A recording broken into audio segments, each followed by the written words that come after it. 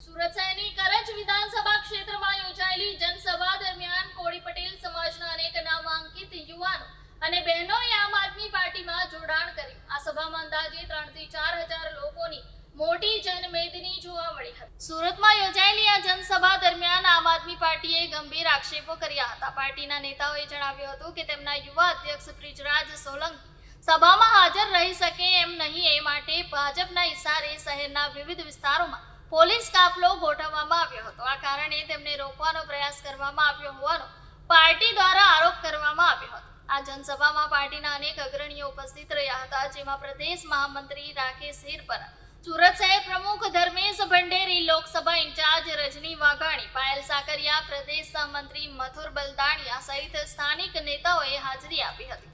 તમામ નેતાઓએ સંબોધન દરમિયાન રાજ્ય અને કેન્દ્ર સરકારની નીતિઓ પર ટીકા કરી હતી અને પાર્ટીની વિચારધારા જનતા સુધી પહોંચાડવાનો પ્રયત્ન કર્યો હતો. આ સભા દરમિયાન ખાસ કરીને કોળી સમાજના લોકોમાં ઉત્સાહ જોવા મળ્યો હતો. આ કાર્યક્રમ દરમિયાન 200 થી વધુ લોકો આપમાં જોડાયા હતા, જેને પાર્ટી માટે મહત્વપૂર્ણ સફળતા તરીકે જોવામાં આવી રહી છે. પાર્ટીના નેતાઓએ દાવો કર્યો હતો કે આવનાર સમયમાં વધુ લોકો આપ સાથે જોડાશે અને ગુજરાતમાં પાર્ટી વધુ મજબૂત બનશે.